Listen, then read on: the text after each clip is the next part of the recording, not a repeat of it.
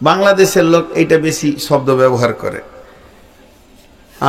এই এখন যদি কোনো লোক আসে তো কি বলবে, মৌলানা আপনি বায়ানটা করলেন, আপনার সঙ্গে কিছু দরকার আছে। আমাদের দেশে কি বলবে, দরকার আছে বা আপনার সঙ্গে কিছু কথা আছে। আর বাংলাদেশের লোক কি বলে, আপনি ব্যস্ত আছেন, পরে আলাপ করব, আপনার সঙ্গে আলাপ আছে। তা আলাপ মানে কথোপকথন। তাই জীব যে বিষয়ে আলাপ করবে, বডি সেই রং ধরবে। এটা কোরআনের কথা বলে দিছি। কিন্তু জীব যে বিষয়ে কথা বলবে, বডি সেই কালার ধরবে। আরেকবার বলছি, জীব যে বিষয়ে বেশি কথা বলবে, বডি সেই কালারটা ধরবে। এবার কেমন কোন জীবের ব্যাপারে আমার একটা 2 ঘন্টার বক্তব্য আছে, তারই সামান্য ন্যূনতম একটা অংশ আল্লাহ তাবারক ওয়া তাআলা বলছেন, ইয়া আইয়ুহাল্লাযীনা আমানুত্তাকুল্লাহ ওয়া কুলু কাওলান শাদীদা। হে ঈমানদারেরা, তোমরা আমাকে ভয় করো। প্রথমে ঈমান দরকার হলো, তারপরে আল্লাহর ভয়টা দরকার হলো। যে আমার আল্লাহ বলছেন কুলু কাওলান শাদীদা। ঈমান ছাড়া মানুষ সত্য কথা বলতে পারে না। মা আমার, বোন আমার, যখনই আমি কারো গীবত করতে বসেছি, তখন যদি একবার আল্লাহর ভয় মনে পড়ে, আমার দ্বারা আর খারাপ কথা বলা সম্ভব হবে না। তাই আমার আল্লাহ বলছেন কুলু কাওলান শাদীদা, নরম ভদ্র কথা বলো। যখনই তুমি জীবের রূপ চেঞ্জ করবে, তো বডি চেঞ্জ হয়ে যাবে। আল্লাহর পরের শব্দ বলছেন ইসলিহ লাকুম আমালাকুম, ইসলিহ লাকুম আমালাকুম। আমি তোমাদের গোটা শরীরের অঙ্গ প্রত্যঙ্গের আমলগুলি চেঞ্জ করে দিব। ইসলিহ লাকুম আমালাকুম ওয়া ইয়াগফির লাকুম যুনুবাকুম। আরো তোমাদেরকে বেনিফিট দেব, আরো তোমাদেরকে অফার কে দেব, জীবনের গুনাহগুলোকে তোমাদের মাফ করে দিব, বোনাস দিলাম। এরপরে কি হবে, ওমাইয়ুতিল্লাহ ওয়া রাসূলহু, যে আল্লাহ এবং তার রাসূলের ইতাআতে থাকতে পারবে, ফাকাদ ফাযা ফাওজান আযীমা। এমন একটা তুমি বিপ্লবী বিজয় পেয়ে যাবে, তুমি উত্তীর্ণ হয়ে যাবে, কামিয়াব হয়ে যাবে, তুমি আর কোনো ডিস্টার্বে পড়বে না।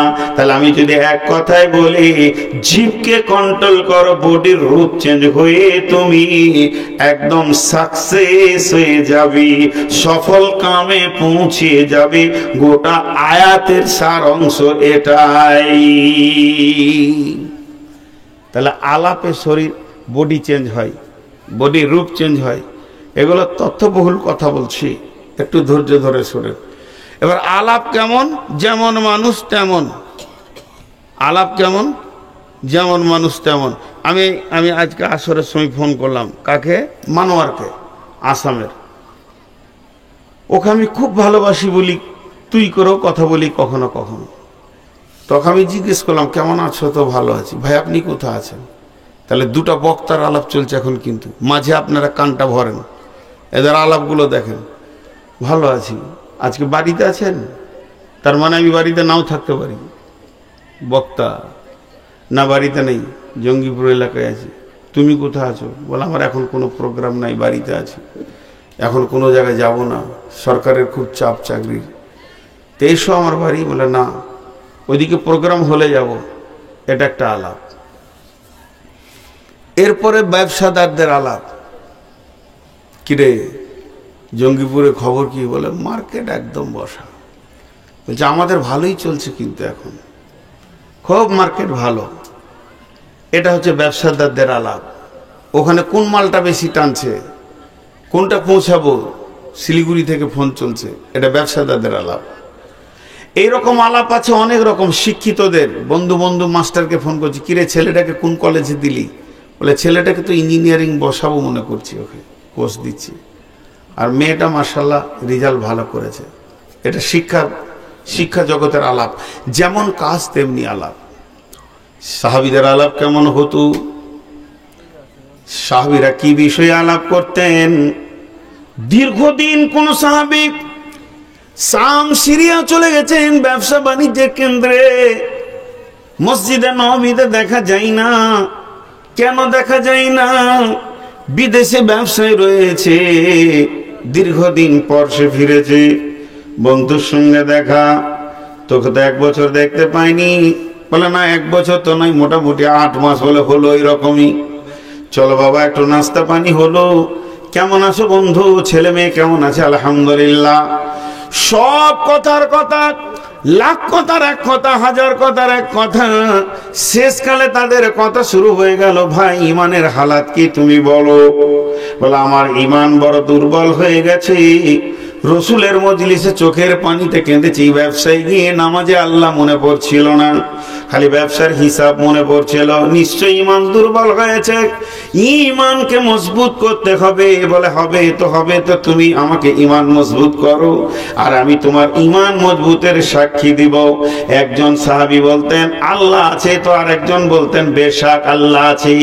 আরেকজন বলতেন জাহান্নাম আছে, বেশাক জাহান্নাম আছে, জাহান্নামের আগুন সত্য, জাহান্নাম সত্য। বিশ্বনবী বলেছেন জাহান্নাম সত্য, কিয়ামত হবে, হিসাব হবে, ফুলসেরাত আছে। একজন বলতেন নবীজির হাদিস, আর একজন সাক্ষী দিচ্ছেন বেশাক, বেশাক তুমি যা বলেছো সত্য। এদের এই আলাপের কারণে ধীর গতিতে তাদের হৃদয়ের ভিতরে ঈমান বাড়তে থেকেছে। আল্লাহ তাবারাক ওয়া তাআলা এর জন্য আমাদেরকে বলেছেন আল হাক্কু মুত্তাকাসুর। প্রকৃত পক্ষে এই সূরাটা ঈমানের জন্য, সূরা মালের জন্য নয়। আল্লাহ বলছেন মালের প্রাচুর্য তোদেরকে আমাকে ভুলিয়ে রেখেছে। হাত্তা জুরতুমুল মাকাবির, অতক্ষণ পর্যন্ত তোর ঘুম ভাঙবে না যতক্ষণ পর্যন্ত তোকে মুনকির নাকির না ঘুম পাড়া উঠাবে। তুই তো চলে যাবি কবরে, এমন ঘুম ঘুমাচ্ছ এখন তুমি। মালের প্রাচুর্য, পৃথিবীর ঐশ্বর্য তোমাকে গাফেল করে দিয়েছে আমার মতো রব থেকে। অতএব তোমার মাল, তোমার যতক্ষণ না তুমি কবরে গেছো, কাল্লা সাওফা তা'লামুন সুম্মা কাল্লা সাওফা তা'লামুন, নিশ্চয়ই একদিন জানতে পারবে। আবার বলছি একদিন জানতে পারবে। কাল্লা লাউ তা'লামুনা ইলমাল ইয়াকিন, সেদিন তোরা জানবি, তোদের ইয়াকিন ফিরে আসবে, দৃঢ় বিশ্বাস হবে, ইলম বেড়ে যাবে, জ্ঞানের ভান্ডার তোদের বেড়ে যাবে জান্নাত জাহান্নামের। সেদিন কবরে এই জ্ঞানগুলো নিয়ে কোনো লাভ হবে না। ইলমাল ইয়াকিন, কাল্লা সাওফা তা'লামুন সুম্মা কাল্লা সাওফা তা'লামুন কাল্লা লাউ তা'লামুনা ইলমাল ইয়াকিন লাতারাবুন্নাল জাহিম, দুই চোখে তোরা তখন জাহান্নামকে দেখবি। সুম্মা লাতারাবুন্নাহা আইনাল ইয়াকিন, তোদের চোখ দেখবে, বিবেক তখন বিশ্বাস করে নেবে। সুম্মা লাতুসআলুন্না ইয়াওমা ইদিন আনিন নাঈম, এমন একটা দিন আসবে আল্লাহর ক্ষুদ্রতম নিয়ামতের সেদিন তোরকে প্রশ্ন করা হবে। অতএব এই সূরাটা বলছে পৃথিবীর প্রাচুর্য, আল্লাহ জাহান্নাম, ফেরেশতা, কবর, হাসর থেকে তোকে গাফেল করে রেখে দিয়েছে। তোর হাত পা দেখে মনে হচ্ছে যেন আল্লাহ নাই। মুসলমানের বাচ্চা, তুমি মুসলমান ঘরে বাস করো, মসজিদের দরদ ব্যথা দেখাও, জালসায় 2-4 ঘন্টা বসে বসে শোনো, কিন্তু নামাজের কাতারে তোমাকে পাওয়া যায় না। প্রকৃত পক্ষে তোমার ভিতরে ঈমানের কোনো পাওয়ার নাই। আপনি ঘর যান, আপনারাও যান, আমি একাই চালাবো।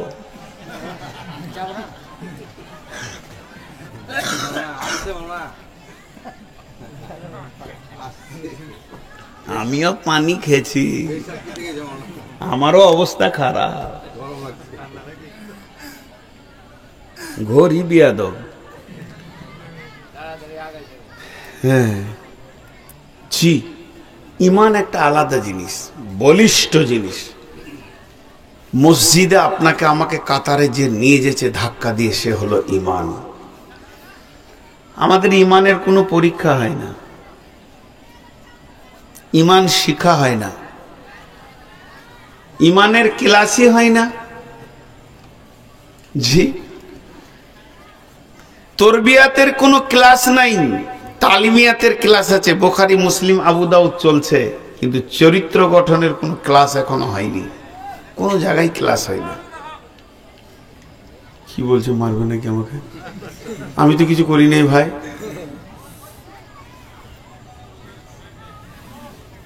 কি বলছে ওরা? ইন্না লিল্লাহি, নবীদেরকে আল্লাহ ঈমান শিখিয়েছেন, নবীদেরকে আল্লাহ ঈমান শিখিয়েছেন। জি, ঈমানের ট্রেনিং দিয়েছেন। 3-4টা নবী, 25 জন নবীর কথা কোরআনে এসছে। একটা নবীর কথা বলি, বিসমিল্লাহির রহমানির রহিম। আও কাল্লাযী মাররা আলা কারিয়াতিন ওয়া হিয়া খাবিয়াতুন আলা উরুশিহা ক্বালা আন্না ইউহয়ী হাযিহিল্লাহু বা'দা মাউতিহা فأماته الله 100 عام ثم بعثه قال كم لبثت قال لبثت يوما أو بعض يوم قال بل لبثت 100 عام فانظر إلى طعامك وشرابك لم يتسنى وانظر إلى حمارك ولنجعلك آية للناس انظر إلى العظام كيف ننسجها ثم نكسوها لحما فلما تبين له قال أعلم أن الله على كل شيء قدير। ক্লাস 1-এর ছেলে এখনো অ শিখেনি, খালি বর্ণ পরিচয় বইটা নিয়ে স্কুল যেছে, মাত্র 17 দিনের পরীক্ষা। তোকে ম্যাডাম ডাকছে পরীক্ষা লিবার কে, ওই এদিকে আয়। তুই ভাবছো হয়তো যে আমি MA পরীক্ষায় বসছি আর কি। ছোট ছেলে, কি বলবো, কি জিজ্ঞেস করবে। পা পরে এলো, তো বলছে একটা মুরগির কটা পা? বিজ্ঞানের পরীক্ষা লিখছে, বলছে 4টা। বলছে যা, তাতেও নম্বর পেয়ে গেছে 40-50। মুখটা তো খুলেছে, 3.5 বছরের শিশু গো, 4টা বলেছে, কি কম বলেছে নাকি বেশি বলেছে? তো নাম্বার কেন পাবে না? কিন্তু একটা MA-র ছেলে যদি ছাগলের 5টা বা বলে, তোকে কি নাম্বার দেবে বলেন? এটা MA-র ছেলে মাস্টার্স পড়ছে, ওকে বলছে ছাগলের কটা পা? তো বলছে 5টা। ওকে কি নাম্বার দেবেন? ওকে ধরে মেরে ফেলে দিতে হবে, অচল। তো নবীরা হলো অনেক বড় ঈমানের মানুষ, আর ওদের মুখ থেকে কি বের হচ্ছে জানেন? হযরতে উযাইর, তিনি একজন নবী। ঘোড়ার উপরে নয়, গাধার উপরে সওয়ার হয়ে তিনি সফর করছিলেন। কোরআন বলছে সূরা বাকারা, সফর করতে করতে সঙ্গে ছিল আঙ্গুরের রস আর ডমুর আর খেজুর, 2টা ফল আর একটা রস, জুস। আর গাধার উপরে সওয়ার হয়ে যেতে যেতে একটা পৌর গ্রাম কাকে বলে? ভবিষ্যতে গ্রাম ছিল, এখন কিন্তু আর গ্রাম নাই। তবে দেখে শুনে মনে হচ্ছে এখানে পুকুর, ওইখানে একটা ভাঙা ঘর, একটা ঘর আর একটা ঘরের উপরে পড়ে আছে। এই দিকটাতে ঘাস হয়ে গেছে, তাও মনে হচ্ছে একটা রাস্তা। এই দিকটা একটা দিঘি, ওইটা মনে হচ্ছে কার ঘর ছিল। জায়গাটা দেখে গ্রামের মতো মনে হচ্ছে। হযরত উযাইর ঘোড়াকে দাঁড় করিয়ে দিয়ে এমনি করে উৎসু চোখে দেখছে, সুবহানাল্লাহ, এত সুন্দর একটা গাঁ তো আর নাই, লোকও নাই, ছেলে নাই, বৃদ্ধ নাই, মহিলা নাই, নিশ্চুপ হয়ে রয়েছে। উযাইরের মুখ দিয়ে বের হয়ে গেল, আল্লাহ আপনি কি আবার গাঁ বানাতে পারবেন? ভুল বললে না ঠিক বললে? হ্যাঁ ভুল। একটা নবীর এই কথা, আমি পারবো না, তুই পারবি? রব্বুল আলামিন বলেন, আজরাইল চলো ওর জান কবজ করো। জান কবজ হলো, ফামাতাহুল্লাহু 100 আমিন। উযাইর ওখানে পড়ে গেল, মৃত ব্যক্তির মতো পড়ে রয়েছে। সুম্মা বাসাহু, আবার তার প্রাণ সঞ্চার করা হলো। হযরত উযাইর উঠে দাঁড়ালেন। আল্লাহ রাব্বুল আলামিন বলছেন, উযাইর কাম লাবিস্তা, কতদিন তুমি শুয়েছিলে বলো? হে উযাইর, তুমি কতদিন শুয়েছিলে বলো? উজাইর তখন বলছে লাবিস্তু ইয়াওমান আও বাদা ইয়াওমিন। তাফসীর ইবনে কাসিরে লিখেছে উজাইরকে যখন মারা হয় সময়টা ছিল সকাল, যখন জীবিত করা হয় সময়টা হচ্ছে বৈকাল। উজাইর মনে করছে সকালে ঘুমিয়েছিলাম, বিকালে উঠেছি, কিংবা একদিন ঘুমিয়েছি। আমার আল্লাহ উজাইরকে বলছেন ক্বালা কাম লাবিস্তা, ক্বালা লাবিস্তা ইয়াওমান আও বাদা ইয়াওমিন, ক্বালা বাল লাবিস্তা মিয়াতা আমিন।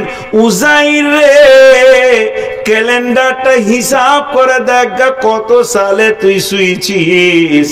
আমি তোকে 100 বছর ঘুমিয়ে রেখেছি, একদিন নয়, দুদিন নয়, ওকে 100 বছর পর আমি জাগালাম। ফানজুর ইলা তাআমিকা ওয়া শারাবিকা লাম ইয়াতাসান্না। কই তোর সেই খাবারগুলো? দূরে গিয়ে দেখছে আঙ্গুর আর খেজুর যেমন কার তেমন আছে, আঙ্গুরের রসটাও সেই রকম সুন্দর হয়ে আছে, নষ্ট হয়নি। আমার আল্লাহ পারেন নাকি? সবই পারেন। এরপরে আমার আল্লাহ বলছেন অঞ্জুরিলা হিমারিকা। উজাইর, তুমি তো গাধার উপরে সাওয়ার হয়ে এসেছিলে, কই তোমার সেই গাধাটা কই? তো চারিদিকে তাকিয়ে দেখছে গাধা তো নাই, বেঁধে রেখেছিলাম এই গাছে, সে গাধা কয়? কয়েকটা হাড্ডি পড়ে রয়েছে, এরকম ধরলে খস করে ছেড়ে দিয়েছে। আল্লাহ বলছে তাকিয়ে থাক তুই, আমি ম্যাজিকটা লাগিয়ে দি, ভেলকিটা লাগিয়ে দি। আসমান থেকে একটা হাওয়া এলো, মুসরাতের হাওয়া, ঠান্ডা সুন্দর শীতল হাওয়া ওই মাটিতে বইতে শুরু করেছে। আল্লাহর হুকুমে সমস্ত হাড্ডিগুলো মাটি থেকে বের হয়ে ফার্নিচার হয়ে গেল। সুম্মা নাকসুহা লাহমা, এবার আস্তে আস্তে মাংসর পেশিগুলো গাদাতে জড়িয়ে গেল। ফালাম্মা তাবাইয়ানা লাহু ক্বালা, যখন মাংসগুলো জমে গেল, গাধাটা একটু জান সঞ্চার হলো, গাধাটা মাথা হিলিয়ে দিয়ে জোরে যখন ছিকে দিল, তখন উজাইরের মুখ থেকে বের হলো ক্বালা ইন্নাল্লাহ আ'লামু আন্নাল্লাহা আলা কুল্লি শাইইন কাদির। হে আল্লাহ, আমি এটা ভালো করে জানি আপনি সমস্ত জিনিসের উপরে ক্ষমতাবান। জি, আল্লাহ বলছে এতক্ষণে ট্রেনিং দিয়ে ইমান বাড়লো। কে বিড়ি ধরিয়েছে গো পেছনে? হ্যাঁ, কান্ঠার দিকেই তো ধরাবে। ও দেখছে জালসা যখন জমেছে তো খানিক টেনেলি, ওকে তো হায়া শরমই নাই। দেখেন, এইভাবে নূহ আলাইহিস সালামকে, এইভাবে ইব্রাহিম আলাইহিস সালামকে, সমস্ত নবীকে আল্লাহ ট্রেনিং করেছেন ইমানের। জি ভাই, আমাদের ইমানের ট্রেনিং নেই। একটা মজার গল্প শুনাইছি, এটা বলবেন না যে হাদিসে আছে, মৌলভী সাহেব বলেছিল। আপনাদের এখানে একটা নদী আছে, আর ধরেন এই দিকেও একটা নদী আছে। আমি দিক ভুল হয়ে গেছে, কিন্তু আমাকে পশ্চিম দিকে এটা মনে হচ্ছে, সারাদিন উত্তর দিকেই নামাজ পড়ছি। তো এই যে নদীটা বইছে, নদীটা এপার ওপার থই থই হয়ে আছে। এটা গল্প শোনাচ্ছি, এটা আমি আমার মন থেকে একটা উদাহরণ দিচ্ছি আর কি। এখন কোন মৌলভী জালসাই বলেছে কেউ যদি লাটা না পায় তো নিজের গামছাটাকে এরকম করে ঝাড়বে, আর শুকনা গামছা পানির ওপরে দিলে চট করে ডুবে না, দেখবেন। তো ওটা বিছিয়ে দেবে আর বলবে বিসমিল্লাহির রহমানির রহিম লা ইলাহা ইল্লা আনতা সুবহানাকা ইন্নী কুনতু মিনাজ জালিমিন, যে পা দিয়ে চেপে নেবে, ও পার হয়ে চলে যাবে, পার আল্লাহ পার করে দিবে। এটা হাদিসে আছে, কথার কথা বলছি, ধরেন হাদিসে আছে, বুঝানোর জন্য বলছি। আবার এটাকে যদি মানে আপনাদের ধোঁয়াশা হয়, তা এটা গল্প দিচ্ছি, উদাহরণ দিচ্ছি, বলবেন না যে এটা হাদিসে আছে। উদাহরণ দিই, তো এক লোক জালসাই শুনে নিয়েছে, তো নদীর পাড়ে গিয়ে দেখছি তো নৌকা নাই, কেউ নাই, তো এবার ও পার হবে, বুঝছেন, পার হবে। আর সেই হাদিসে আছে। এখন ও বলছে বিসমিল্লাহির রহমানির রহিম, গামছাটাকে বের করলে লা ইলাহা ইল্লা আনতা সুবহানাকা ইন্নী কুনতু মিনাজ জালিমিন, ছেড়ে নদীর পানিতে দিয়েছে। এরপর কি করতে হবে? ওর কাজ কি না, এরপর ওর কাজ কি? চড়ে নেবে। কথাটা বুঝতে পারছেন কিনা? এরপর ওর কাজ হচ্ছে চড়ে নেবে, কিন্তু চড়ার আগে আপনি করে দেখছে, তার মানে আল্লাহকেও টেস্ট করছে পারবে কিনা পার করতে। আমাদের ইমানটা ওই হালাতের আছে আর কি। জি, বন্ধুরা আমার, সাহাবীরা যত দীর্ঘ বিশ্বাস করেছেন তত পাকা ফল আল্লাহর কাছ থেকে পেয়েছেন। আল্লাহ রাব্বুল আলামিন বলেন, আমার প্রতি আমার বান্দা যেমন ধারণা রাখবে আমি তার সঙ্গে তেমন ব্যবহার করব। বহুত ঘটনা ঘটেছে জীবনে, 50টা বছর অতিবাহিত করেছি বন্ধু আমার। তাই প্রতিবাহিততে ভিতরে সমস্ত কিছু, অনেক জীবনে অনেক ঘটনা অনেক রকম দেখা গেছে। আল্লাহকে ধরলে সঙ্গে সঙ্গে আল্লাহ রিজাল্ট দেবেন, এমন ঘটনা আল্লাহ তাবারক ওয়া তাআলা পৃথিবীর বুকে মানুষের জীবনে ঘটিয়ে থাকে।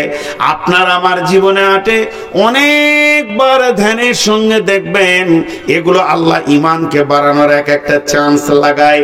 আল্লাহ তাবারক ওয়া তাআলা বলছেন, লাইসাল বিররা তুওয়াল্লু উজুহাকুম কিবালাল মাশরিকি ওয়াল মাগরিবি ওয়ালাকিন্নাল বিররা মান আমানা বিল্লাহি ওয়াল ইয়াউমিল আখিরি ওয়াল মালাইকাতি ওয়াল কিতাবি ওয়ান নাবিয়্যিন ওয়া আতাল মাল আলা হুব্বিহি যাবিল কুরবা ওয়াল ইয়াতামা ওয়াল মাসাকিন ওয়া ইবনাস সাবিলি ওয়াসাইলিনা ওয়া ফির রিকাব।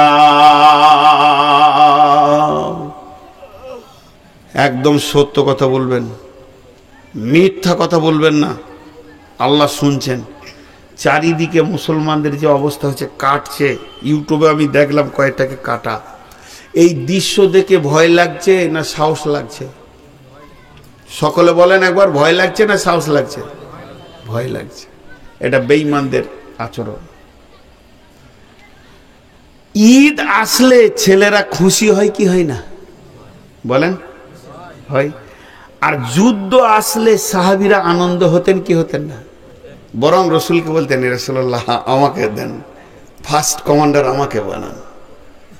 আল্লাহ রসুল দোয়া করেন যেন আমি শহীদ হতে পারি।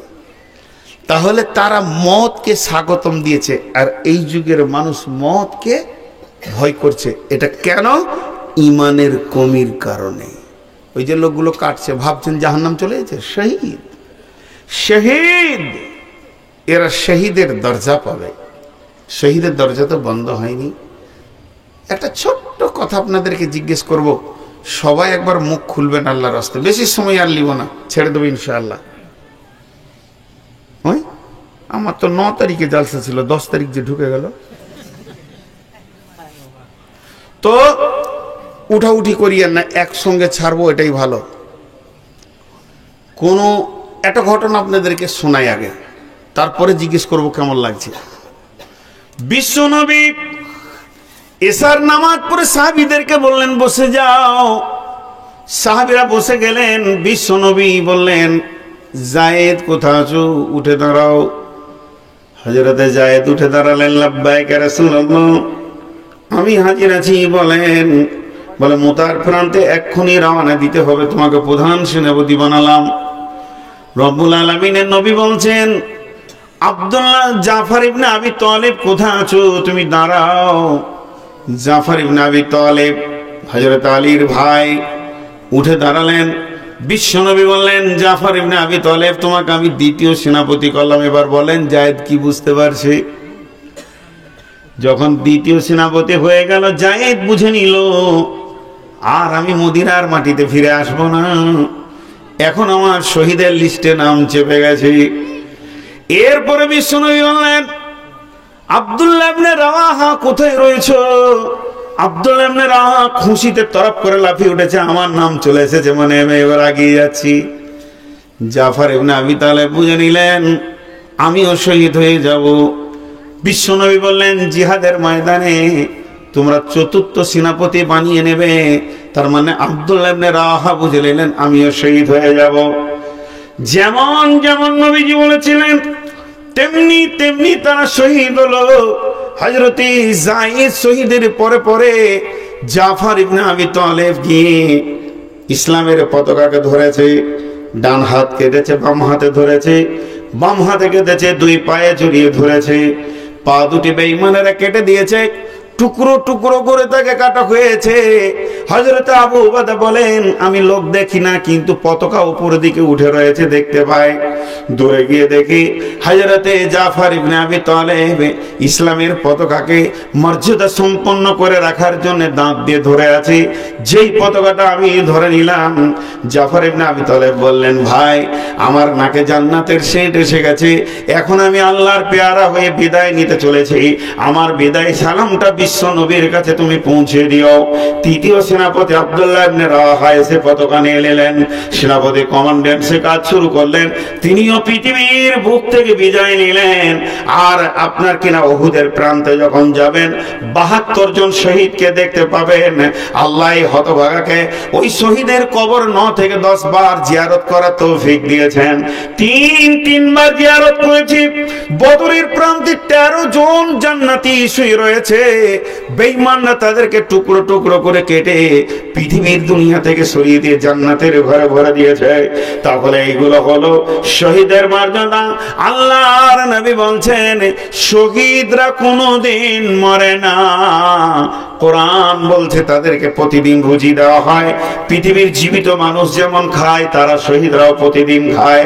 তাদের আল্লাহর সঙ্গে কথোপকথন হয়। শহীদরা বলে আল্লাহকে, মাবুদ, শহীদের যে এত মর্যাদা যদি আগে জানতাম, আমি মরার পরে জানলাম। আল্লাহ তুমি আমরা কিছুই চাই না, জান্নাতের সমস্ত নিয়ামত থেকে বেরিয়ে যেতে চাইবে একমাত্র শহীদ। তারা বলবে, মাবুদ আমাদের জান আবার দেওয়া হোক, আমরা বারবার আপনার রাস্তায় শহীদ হব। শহীদের মর্যাদা কতটা! যখন কাউকে শহীদ করা হয়, আপনি চোখে দেখছেন ওকে কাটছে, চিল্লাইছে, কিন্তু জান্নাতের সেন্ট পেয়ে যাবে। আর ও রক্তটা যখন মাটিতে চেয়ে পড়ে যাবে, সমস্ত জীবনের গুনাহ মাফ হয়ে যাবে। আল্লাহর নবী বলছেন, শহীদের জানটা পিঁপড়ে কাটার মতো চাই। অতএব এগুলো ভয় করলে হবে না। আপনার আমার বুঝা আসুক চাই না আসুক, বিশ্ব নবী যা বলেছেন তা সত্য। ১ নম্বর হলো পিঁপড়ে কাটার মতো কষ্ট হয়। ২ নম্বর হলো রক্তটা মাটি টাচ করলে তার জীবনের গুনাহ মাফ হয়ে যায়, শুধু ঋণের গুনাহ মাফ হয় না। ৩ নম্বর হলো শহীদরা জীবিত আল্লাহর সঙ্গে কথা বলে। শহীদের আত্মাগুলো আপনার কিনে জান্নাতে পাখির মতো বাগানে তারা ঘুরে বেড়াবে।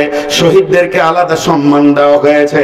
অতএব আল্লাহ তাবারাক ওয়া তাআলার নবী শেষ কথা বলেছে, কারো যদি শহীদের তামান্না না থাকে, যা তার মত হবে মুনাফিকের মত। আর কারো যদি শহীদের তামান্না থাকে আর বিছানায় মরলো, আল্লাহ শহীদের দরজা দান করবি। আমি এতগুলো কথা বললাম তার একটা প্রশ্ন করার জন্যে। এই ঘটনাটা তো আমার কাছে প্রথম শুনেন নাই, জীবনে অনেক আলেমের কাছে শহীদের কথা শুনেছেন। তো যখন খুতবাতে বয়ানে শুনেন, তখন মনে মনে এরকম হয় যে আমি যদি আবু জাফর হতাম তা ভালো হতো। হয়? আরে কথা বলে না কেন রে ভাই?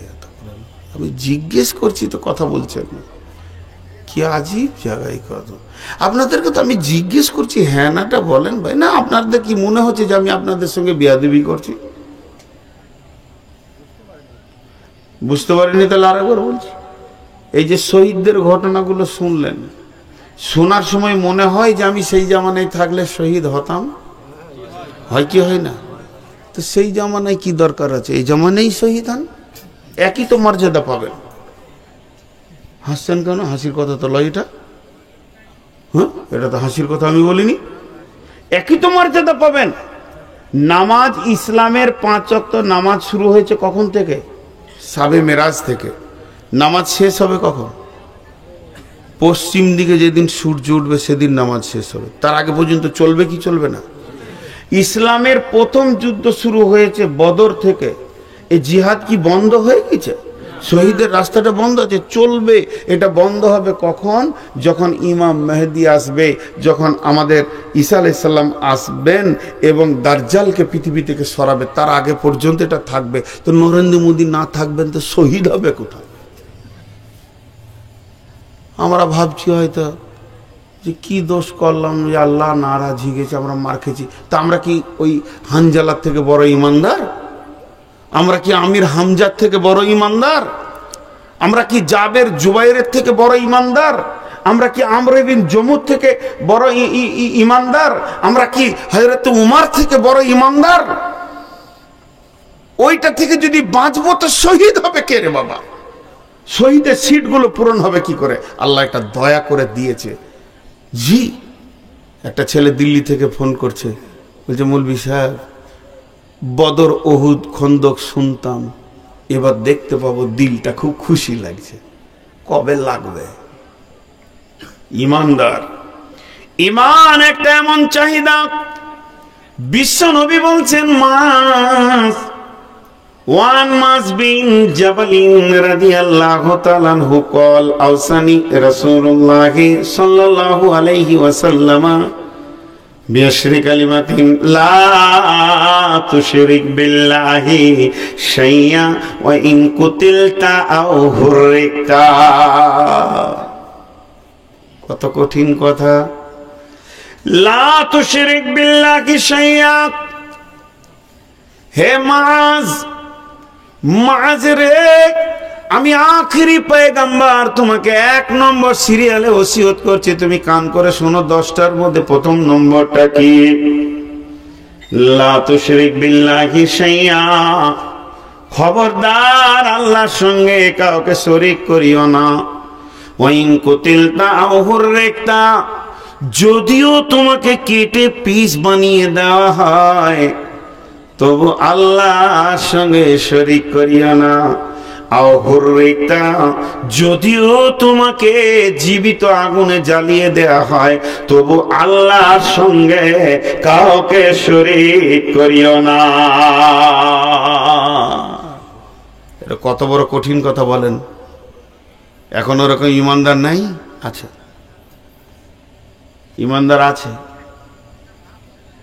জি, আল্লামা দেলোয়ার হোসেন শাহিদি, ওর গোপন খবর আপনারা জানেন না। যত গোপন খবর আমি জানি, বন্ধুরে, নির্যাতনের ওপরে নির্যাতন, তারপরও তাকে ফাঁসির ডেট হয়ে গেল, তারিখ হয়ে গেল। রাত্রি 12টা 1 দেলোয়ার হোসেন শাহিদিকে ফাঁসিতে ঝুলানো হবে। আজ থেকে 3 বছর 4 বছর আগে ডেটটা হয়েছিল, ডেটটা আমার মনে নাই।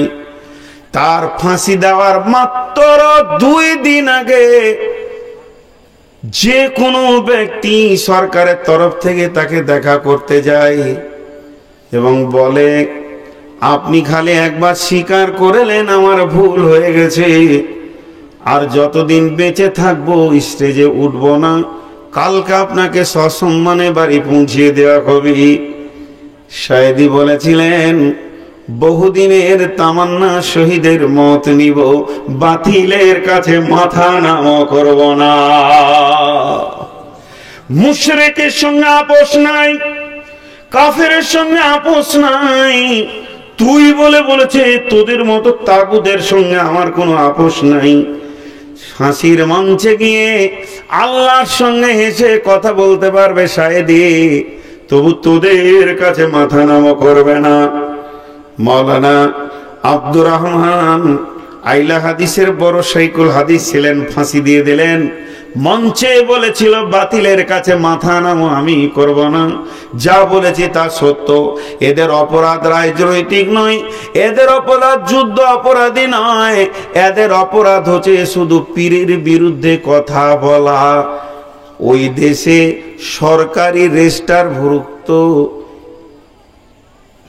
1,32,000 পীর আছে। ছোট দেশ, সরকারি রেজিস্ট্রেশনে 1,32,000 পীর আছে। ভাইরা আমার, এর জন্য বন্ধুরে কতটা ঈমান হলে বিশ্ব নবী বলছেন, এইখানে আরএসএস এর দল আমাদের 10 জনকে বেঁধেছে, একটাকে কাটছে, আমরা 9 জন দেখছি। 2 নম্বরকে ধরেছে, 3 নম্বরে আমার নামটা আছে। আল্লাহর নবী বলছেন, এই অবস্থায় তোমার ঈমান আকীদা ঠিক রাখো।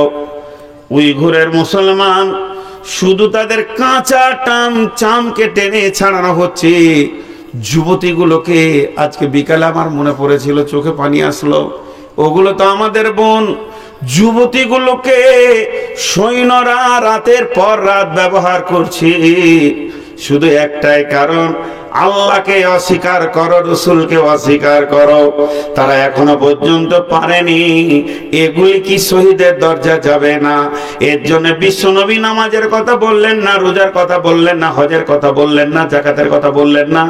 মুসলমান, আপনার আমার সামনে এমন একটা টাইম আসবে, এমন একটা সময় আসবে, এমন একটা মৌকা আসবে, পৃথিবীর সমস্ত আমলগুলি মাফ হয়ে যাবে, শুধু ঈমান থাকলে জান্নাতুল ফেরদাউস পাওয়া যাবে ঈমানের উপরে।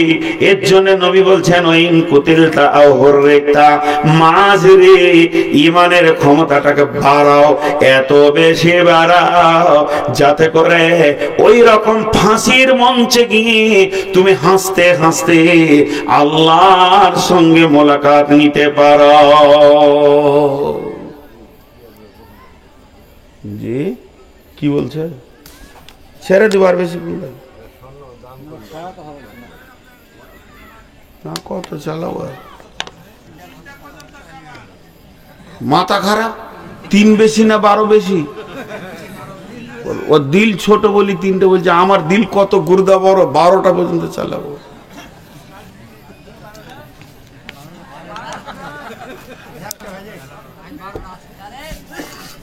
দেখেন, আমি প্রথমে কোনোদিন বলি না আমি রোগা, এখন বয়স হয়ে গেছে। 2 বার পড়ে গেছিলাম বাড়িতে, 2 বার। আর গত 3 দিন আগে এখানে কোথাও আপনাদের পাশে পাশে কোথায় এসেছিলাম গো, ডিপাড়াতে মঞ্চ থেকে পড়ে গেছিলাম, দেখেছিলেন খেয়াল করে? 3-4 জন যে ধরেছিল আমাকে। অবস্থা এবার শেষ, ওই দিকে টানছে কবরের দিকে। আপনারা ভাবছেন কেন? আর সর্বোপরি শেষ কথা, আমার বিবি আমার বিরুদ্ধে চলছে এখন, একটা জালসা করতে দিব না। ওর ধারণা যে কোথা গিয়ে মরে পড়ে থাকবে রে বাবা। মেয়ে জামাই বলছে আর লয়, হয়ে গেছে বহুত, এখন খালি বোর বাড়িতে বসে থাকেন। হাজি বসতে মন যাবে, এত লাফালাফিল। তো ওরা কাবু করে রেখেছে আমাকে। তো এই কটা দিন চালাই, তারপরে আগামী বছর কি হবে জানি না। রমজান মাসে আমার 100খানা জালসা বুকিং হয়ে যায়, এই বছর মাত্র 12খানা নিয়েছি, বেশি লিনি। এটাই বলে দিলাম, আগামীতেও অল্প করব মনে করছি, তো মানুষ ছাড়ছে না। তো ঠিকই আছে, আমি যে কথা বলছি শুধু আজকে একটা বিষয়ের উপর কথা বলছি, তা হলো ঈমান। ঈমানের একটা পাওয়ার আছে। দুধ ভালো জিনিস না খারাপ? আর পুকুরের পানি? কথা বলে না লোক। পুকুরের পানি গো হলো ভালো, তো দুধের মতো ভালো নাকি? হেডমাস্টারকে জামাই করবে, স্কুলে মাস্টারকে বিটি দিয়ে দিবেন, যে জামাই করবে না, মাথাটাকে এনে দিলে ওরও তো হাত পা আছে, তখন বলবে যে না ছেলে খারাপ। দুধ ভালো জিনিস, দুধের বিকল্প কিছু নাই। পুকুরের পানির তুলনামূলক কিছুই মূল্য নাই। যদি দুধকে এমনি করে ধরে বোতলে জালসা করি, আমি নূর মোহাম্মদ দুধ রে, তুই বড় দামি জিনিস, তোর মতো দামি জিনিস কিছু নাই। পৃথিবীর সমস্ত বিজ্ঞানী একমত, হে দুধ, তোর বিকল্প খাবার পৃথিবীতে কিছু আসে নাই। তোকে 1 ঘন্টা জালসা করলাম, খবরদার খারাপ জিনিসের সঙ্গে মিশবি না, পানির সাথে তুই মিশবি না। এই বলে ঢাকনাটাকে খুললাম, খুলে পুকুরের পানিতে ফেলে দিলাম। দুধ মিশবে কি মিশবে না? দুধ কার পাওয়া যাবে? পাওয়া যাবে না। তাহলে ছেড়ে দেন, ওই দুধটাকে জালসা করতে হবে না, দুধটাকে জমিয়ে দেন, ওটাকে মাখন তৈরি করেন, মথনে দিয়ে মন্থন করে করে করে করে করে করে করে করে একটা গোল বলের মতো ওর থেকে মাখন বেরিয়ে আসবে। এটাকে ঘি বানাবেন, মাখনটাকে বলের মতো করেন, আর জালসা করতে হবে না। সমুদ্রের পানিতে ফেলে দেন, আর মিশবে না। তো মুসলমান ইমানদার ওই রকম। আমাদের ইমান হলো দুধের মতো। হিন্দুর সঙ্গে চামারের সঙ্গে পৃথিবীর যত লোক আছে, ইমান বেঈমান গোলতাল আমরা মিশে গেছি। আমরা চায়ের দোকানে বসে বসে ইমান হারিয়ে দিয়েছি, রাজনৈতিক ময়দানে গিয়ে পাকা বেঈমান, চোর, লম্পট, দাগাবাজ হয়ে গেছে, সুদারক হয়ে গেছে। যখন ইমানের ওপরে মেহনত চলবে, বিশ্ব নবী যেমন সাহাবীদের ওপরে মেহনত করতেন, ওই রকম মেহনত করে করে ইমানটা যখন মাখন হয়ে যাবে, এই ব্যক্তিটাকে কেটে পিস করে দিলেও কোন রকমে আল্লাহ ছাড়া কারো কাছে মাথা নামও করবে না। ইমানের মেহনত নাই। তাহলে বিশ্ব নবী কেমন করে ইমানের ট্রেনিং করাতেন? আল্লাহ নবী একদিন হারিস রাদিয়াল্লাহু তাআলা আনহুকে ডাকছেন, বলছে, হারিস এদিকে এসো। হারিস তাল, এসো। হযরত হারিস আসলেন। নবীজি বললেন, হারিস রে, তোমার ইমানের খবরটা আমাকে দাও। হযরত হারিস বলছেন, ইয়া রাসূলুল্লাহ, আমি 100-তে 100 ইমানের উপরে দাঁড়িয়ে আছি, 99 নয়। বড় দাবি করলেন। আল্লাহ নবী বললেন, এ হারিস, তোমার দাবি তো ছোটখাটো নয়, অনেক বড় দাবি। কালেকশন করতে বসে লিখছেন। বাস, বিয়ে করার পর কোনো ছেলেকে চিঠি দিতে হয় যে শ্বশুর ঘর যা? 26 বছর জালসা করছি, যদি আমাকে চিঠি করে কালেকশনে লেগে বলতে হয়, তা আমার মতো হিজড়ে নিয়ে আর দুনিয়া চলবে? খালি জালসা জমে গেলেই তখন মানে কমিটির গায়ে কুটকুটি উঠে যায়, টাকা কটা লুটে লেখ, টাকা কটা লুটে লেখ। করবো না কালেকশন। কি সুন্দর বায়ান হচ্ছে, ওই দিক থেকে খুঁজে লিখে দেন কালেকশনটা শুরু করবো, পকেটটা মেরে লেগে হবে। আমার নাম নবাব, কিছুরই নাই অভাব, ভিক্ষা করার স্বভাব। ওটা প্রতিদিনের কাজ। ইন্দুর মাটি না কাটলে ওর দাঁত বাড়বে, আমি কালেকশন না করলে ভালো লাগবে না। এদিন ও এসে দাঁড়িয়ে আছে, বুঝি কি চিন্তা করছে, হায় রে, বিয়েটা যদি এই সুযোগে হয়েই যেত কত ভালো হতো। এই দুয়াতে পাগলা বসে না, আবার ওই দিকে খুঁজছে জায়গা, ওখানে কে মুতে গেল আর ওখানে বসে। কত পাগলা নিয়ে দুনিয়া করছি, পানি খাই। আরে ভাই, শেষ বয়সে ছেলে পিলে হবে। হ্যাঁ, আমি যদি বলতাম যে মাঝে আমাকে দেন, কালেকশনটা ভালো হবে, দেওয়া যাবে না। কে পালাবে? মাথা খারাপ, একজনও পালাবে না। যেতে যেত রাত 10টায়, না হলে জালসাটা শেষ হতো রাত 1টায়। শেষ হয়ে কি আপনাদের গায়ে বরকত হলো না জিবরাইল এলো? ফালতু ধারণা। আচ্ছা দাঁড়ান, কথা অন্যদিকে গেছে। আমি হারিসের কথাটা বলছি, ভালো করে শুনুন। হারিস দাবি করল, আমি 100-তে 100 আছি। ও দয়ার নবী, আমার ইমানের এতটুকু কম নাই। বিশ্ব নবী বললেন, তোমার দাবি এত বড় কেন, তুমি আমাকে বুঝাও। হযরত হারিস বলছেন, দয়ার নবী গো, সকালবেলা যখন আমি ফজরের সালাত আদায় করেছি, তো জাহান্নামকে যেন 2 চোখে আমি দেখতে পেয়েছি। মনে হচ্ছে আমার চোখের সামনে জাহান্নামের আগুন দাও দাও করে জ্বলছে। আগুন একে অপরে ছিঁড়াছিঁড়ি করছে। জাহান্নামীদের আর্তনাদ, তাদের চিল্লা চিল্লি আমার কানকে যেন ঝাঁঝিয়ে দিয়েছে। ও দয়ার নবী গো, আপনার জিভ, আপনার জবান জাহান্নামের ব্যাপারে যেমন যেমন যেমন বলেছে, মনে হচ্ছে যেন তেমন তেমন আমি জাহান্নামকে দেখতে পেয়েছি। টেবি জান্নাতও দেখেছি, আঙ্গুরগুলো যেন ঝুলছে, খেজুরের বাগান যেন জান্নাতে লেগে রয়েছে, তলা তলা অট্টালিকা, উদ্যান, হুর পরি যেন হাতছানি দিয়ে ডাকছে। আপনার জান্নাত আর জাহান্নামের চিন্তাতে আমার সকাল গেছে, দুপুর গেছে, বৈকাল গেছে, সন্ধ্যা হতে চলেছে। আল্লাহর নবী বলছেন, হারিস রে, তুমি যে ইমানের দাবি করেছো, তুমি কামিল ইমানের উপরে দাঁড়িয়ে আছো। এখানে যতগুলি লোক বসে আছি, আমি সহ, বসে আছেন বলেননি, বসে আছেন আমি শব্দ ব্যবহার করিনি, আমি নিজেকে ধরি বক্তব্য রাখি সারা জীবন। যতগুলি লোক বসে আছি আমরা, একজন উঠে দাঁড়িয়ে এমনি করে বলি, আজকে সকালে জাহান্নামের ভয়ে আমি কেঁদেছি, দুপুর বেলায় ঘুম হচ্ছিল না, মনে হচ্ছে জাহান্নামের আগুন আমাকে তেড়ে ধরতে আসছে, আসরের সময় যেন জান্নাতের লোভে আমার দিল উতল পাতল করছিল। এইভাবে আমার দিনটা পার হয়েছে। একদিন তো দূরের কথা, সারা মাস বছর জীবনেও জান্নাত জাহান্নাম মনে পড়ে না। ঈমান নেই। লিক একটা, ঈমান নাই, ঈমান নাই। সাহাবীরা নামাজ পড়ার পর কেঁদেছে, নামাজটা কবুল হলো কিনা। আর আমরা কাজা নামাজ তাড়াহুড়ো করে পড়ে মসজিদ থেকে আমরা পাঠান পাড়া বুকলে বার হয়েছি, না আমার মতো নামাজি কে আছে, কবুল হলো কিনা এটা নিয়ে টেনশন নেই। ঈদের দিন সাহাবীরা খুশিতে ঈদে লাফালাফি করছে, আর হযরত উমারকে খুঁজে পাচ্ছে না। তখন আমিরুল মুমিনিন হচ্ছেন উমার। উমার কই, উমার কই? হট করে দরজাটা খুলে দিল, দেখছে হযরত উমার কাঁদছে। রব্বুল আলামিন, রব্বানা রব্বানা ফাগফির লানা যুনুবানা, ডুকরে ডুকরে কাঁদছেন।